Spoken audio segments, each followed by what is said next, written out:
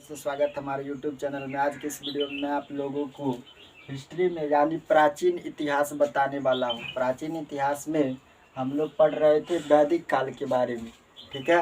तो आज का जो टॉपिक है वो है वैदिक काल के बारे में, देवताओं के बारे में हम जानेंगे, वैदिक काल की देवताओं के बारे में, ठीक है। तो चलिए स्टार्ट करते हैं। आज का जो टॉपिक है वो है वैदिक काल के देवता। वैदिक काल के देवता, वैदिक काल के देवता। तो वैदिक काल के देवता में हम लोग पढ़ेंगे किसके बारे में? वैदिक काल के देवता में सबसे महत्वपूर्ण थे इंद्र। कौन थे? इंद्र। पहला में है इंद्र। इंद्र भगवान है। क्या है? इंद्र भगवान है, ठीक है। तो इंद्र क्या था? यह सबसे महत्वपूर्ण देवता था, इंद्र भगवान, ठीक। और इसकी चर्चा जो 250 बार हुई है। इंद्र क्या था? यह सबसे महत्वपूर्ण था। इंद्र क्या था? यह सबसे महत्वपूर्ण था, सबसे महत्वपूर्ण था। इंद्र भगवान क्या था कि सबसे महत्वपूर्ण था। और इंद्र देवता की चर्चा कितनी बार हुई है? तो 250 बार। इंद्र देवता की चर्चा कितनी बार हुई है? इस इंद्र भगवान की चर्चा हुई है 250 बार। कितनी बार? 250 बार इंद्र भगवान की चर्चा हुई, 250 बार। और इन्हें युद्ध और वर्षा का देवता कहते हैं। इंद्र भगवान को क्या कहते हैं? युद्ध और वर्षा का देवता। युद्ध तथा वर्षा का देवता किसे कहते हैं? तो इंद्र भगवान को क्या कहते हैं? युद्ध और वर्षा का देवता कहते हैं। युद्ध तथा वर्षा का देवता कहते हैं। युद्ध तथा वर्षा का देवता कहते हैं किसको? तो इंद्र भगवान को कहते हैं, ठीक। और इंद्र भगवान को जो है वो पुरंदर भी कहा जाता है। क्या कहा जाता है? पुरंदर। क्या कहते हैं? पुरंदर। पुरंदर का मतलब होता है किला तोड़ने वाला। पुरंदर का मतलब क्या होता है? किला तोड़ने वाला। किला तोड़ने वाला। पुरंदर का मतलब क्या होता है? किला तोड़ने वाला होता है, ठीक है। उसके बाद है अग्नि। दूसरा में क्या है? अग्नि। अग्नि का मतलब हो गया आपको आग। तो अग्नि की चर्चा कितनी बार हुई है? 200 बार। इसकी चर्चा 200 बार हुई है। इसकी चर्चा 200 बार हुई है। अग्नि की चर्चा कितनी बार हुई है? तो 200 बार हुई है। इसके बाद है आपको वरुण। तीसरा में क्या है? वरुण। वरुण जो है वो वायु के देवता है। वरुण किसके देवता है? वायु के देवता है वरुण। वरुण क्या है? वायु के देवता है वरुण। उसके बाद है सोम। सोम क्या है? जंगल के देवता। चौथा में है आपको सोम। सोम देवता क्या है? जंगल के देवता है। जंगल के देवता कौन है? तो सोम। जंगल के देवता सोम क्या है? जंगल के देवता है। उसके बाद है मारुत। मारुत क्या है? तूफान के देवता। मारुत क्या है? तूफान के देवता है मारुत। मारुत क्या है? तो तूफान के देवता। तूफान के देवता। तूफान के देवता कौन है? मारुत। और रौद्र क्या है? तो यह सबसे रौद्र क्या है? तो यह सबसे क्रोध वाला देवता है रौद्र। रौद्र क्या है? तो सबसे क्रोध वाला देवता है रौद्र। यह सबसे क्रोध वाला देवता है। यह सबसे क्रोध वाला देवता है। क्रोध वाला देवता है। यह सबसे क्रोध वाला देवता है रौद्र। रौद्र को और किस नाम से जानते हैं? पूषण भी कहते हैं इसको। इसको क्या कहा जाता है? तो पूषण भी कहते हैं। रौद्र को और क्या कहते हैं? पूषण कहते हैं, ठीक है। पूषण का मतलब हो गया पशुओं का देवता। पूषण का मतलब पशुओं का देवता। तो इसको एक बार फिर से समझिए। आज का जो टॉपिक का नाम है वो है प्राचीन इतिहास। तो प्राचीन इतिहास में हम लोग पढ़ रहे हैं किसके बारे में? वैदिक काल के बारे में। तो वैदिक काल के देवता के बारे में पढ़ रहे हैं। वैदिक काल में कौन कौन देवता थे? तो पहला देवता है इंद्र। क्या है? इंद्र देवता। तो इंद्र जो थे वह सबसे महत्वपूर्ण था, इंद्र देवता। और इंद्र देवता की चर्चा कितनी बार हुई है? 250 बार। 250 बार हुई है। और इंद्र में जो है, इंद्र देवता को युद्ध और वर्षा का देवता कहते हैं। किसको? इंद्र देवता को। और इन्हें पुरंदर भी कहा जाता है। पुरंदर का मतलब होता है किला तोड़ने वाला। उसके बाद है अग्नि। तो अग्नि की चर्चा कितनी बार हुई है? 200 बार। अग्नि की चर्चा कितनी बार हुई है? 200 बार। उसके बाद है वरुण। तो वरुण को वायु का देवता कहते हैं, वरुण को वायु का देवता कहते हैं। सोम को जंगल का देवता कहते हैं, सोम को क्या कहते हैं? जंगल का देवता। और मारुत को तूफान का देवता कहते हैं, मारुत को तूफान का देवता। और रौद्र को, यह सबसे क्रोध वाला देवता है रौद्र। रौद्र क्या है? सबसे क्रोध वाला देवता है। और इसको पूषण भी कहते हैं। वरुण की चर्चा कितनी बार हुआ है? तो 144 बार। वरुण देवता की चर्चा कितनी बार हुई है? 144 बार हुई है वरुण देवता की चर्चा। और रौद्र क्या होता है? यह सबसे क्रोध वाला देवता होता है रौद्र। रौद्र सबसे क्रोध वाला देवता होता है, ठीक है। उसके बाद समझिए गविष्टि का अर्थ। गविष्टि का अर्थ क्या होता है सो सुनिए। गाय के लिए किया गया युद्ध को ही हम गविष्टि कहते हैं, तो इसको समझ गए। उसके बाद जो है अगला टॉपिक वो है गविष्टि। गविष्टि क्या होता है सो सुनिए।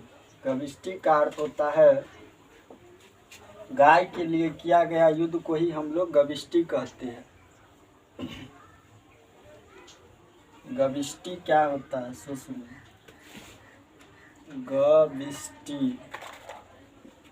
गविष्टि क्या होता है? तो गाय के लिए किया गया युद्ध को क्या कहेंगे? गविष्टि। गाय के लिए किया गया युद्ध को हम गविष्टि कहते हैं। गाय के लिए किया गया युद्ध को गविष्टि कहते हैं। उसके बाद समझो विष्णु भगवान का जो चर्चा है वो वैदिक काल के महत्वपूर्ण देवता में विष्णु भगवान का चर्चा कितनी बार हुआ है? 100 बार। विष्णु देवता की चर्चा कितनी बार है? 100 बार। और उसके बाद विष्णु देवता की चर्चा 100 बार। और पिता की चर्चा है 326 बार। पिता की चर्चा कितनी बार है? 326 बार, ठीक है। विष्णु भगवान की चर्चा 100 बार हुआ है, ठीक है। वैदिक काल के देवता में विष्णु भगवान का चर्चा 100 बार है। और पिता का चर्चा 326 बार। कितना बार? 326 बार। तो हम लोग पढ़ रहे थे गविष्टि। गविष्टि क्या होता है? तो गाय के लिए किया गया युद्ध को गविष्टि कहते हैं। और वैदिक काल में जो राजा सब होता था वो गाय की खोज के लिए युद्ध करता था, ठीक है। और गाय की जो हत्या कर देता था तो उसको मृत्युदंड दे दिया जाता था, ठीक। उसके बाद समझिए सीता का अर्थ होता है क्या? सीता का अर्थ क्या होता है? सीता का अर्थ क्या होता है? तो सीता का जो अर्थ होता है वो होता है हल से जोती गई जमीन पर मिले पर परा निशान को सीता कहते हैं। हल से जोती गई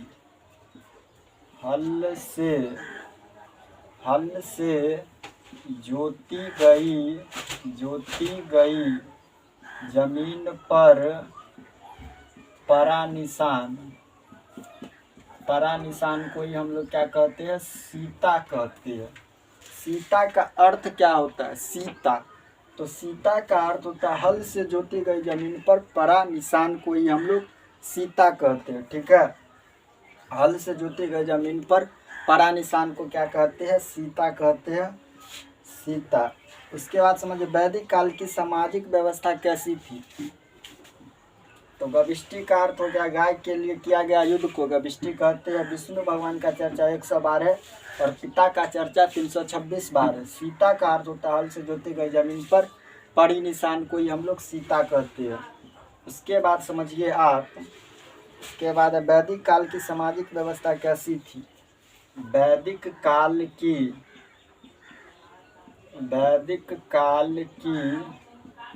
सामाजिक व्यवस्था वैदिक काल की सामाजिक व्यवस्था कैसी थी? वैदिक काल की सामाजिक व्यवस्था जो थी, वैदिक काल की सामाजिक व्यवस्था कैसी थी? वैदिक काल की सामाजिक व्यवस्था, इस समय सबसे बड़ा पद किसका होता था? राजा का, और जिसे जनता चुनती थी। वैदिक काल में सबसे बड़ा पद राजा का होता था जिसे जनता चुनती थी। कौन जनता चुनती थी? और राजा किसी भी निर्णय को लेने से पहले विभिन्न समितियों में बैठकर इसकी चर्चा करते थे, ठीक। और वैदिक काल में 3 गो प्रमुख संगठन था। वैदिक काल की सामाजिक व्यवस्था में 3 प्रमुख संगठन थे। 3 प्रमुख संगठन थे। 3 प्रमुख संगठन थे। कौन कौन प्रमुख संगठन थे? सो सुनिए। पहला था सभा, समिति और विधेय।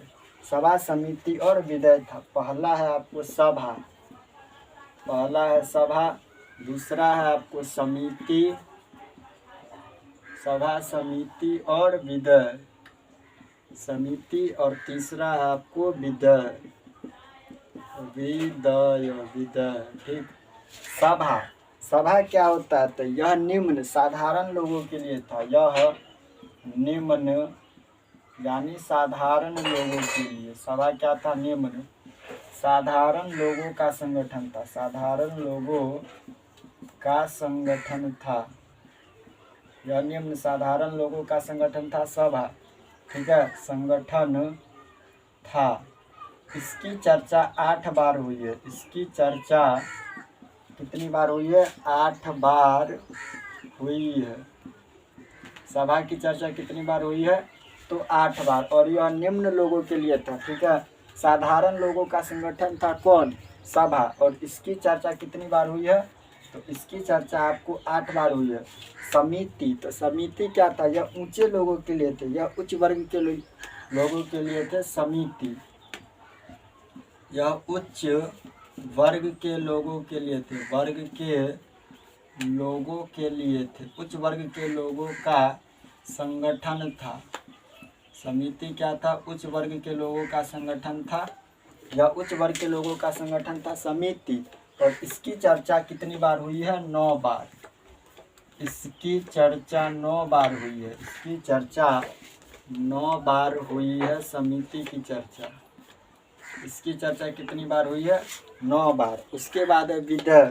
विधेय जो है यह सबसे महत्वपूर्ण संगठन था। विधेय क्या था? यह सबसे महत्वपूर्ण संगठन था। यह सबसे महत्वपूर्ण संगठन था। महत्वपूर्ण संगठन था विधेय। संगठन था विधेय। सबसे महत्वपूर्ण संगठन क्या था? तो विधेय था। और इसकी चर्चा 122 बार हुई है। इसकी चर्चा 122 बार हुई है। 122 बार हुई है। विधेय की चर्चा 122 बार हुई है।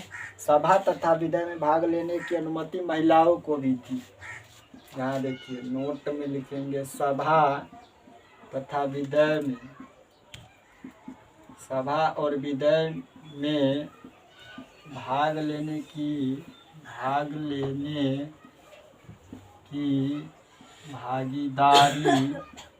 भागीदारी महिलाओं को भी थी। महिलाओं को भी थी। अब इसको समझिए शुरू से। गविष्टि, तो गविष्टि का अर्थ होता है गाय के लिए किया गया युद्ध को गविष्टि कहते हैं।